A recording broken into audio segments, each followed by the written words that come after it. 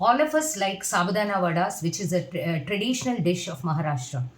But while making this Sabudana Vadas, sometimes they tend to break inside the oil.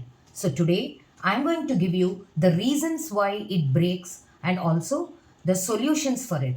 Reason number one, soaking.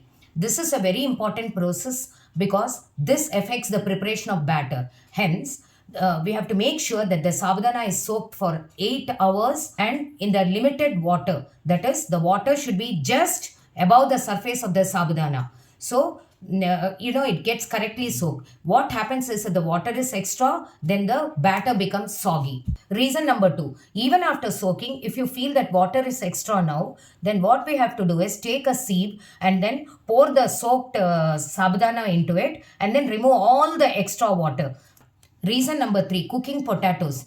The cooking of the potatoes should be carefully done with limited water, and care should be taken that the potato should not drink a lot of water while cooking, because if it drinks a lot of water while mashing, it will become very soggy and this would affect the texture of the batter. Reason number four, try not using onion while making the batter, mixing the batter, because onion will tend to make the batter watery. In case solution, in case if you're using onion, then try to make use of rice flour or little bit of corn flour to make it bind it nicely.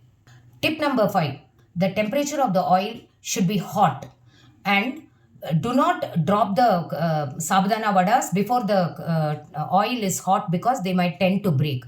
Nextly, after dropping the sabudana vadas into the oil, make sure that you don't flip the vadas immediately as soon as you drop it. Allow it to set in the bottom for some time, that is maybe to 2 to 3 minutes, and then start flipping it.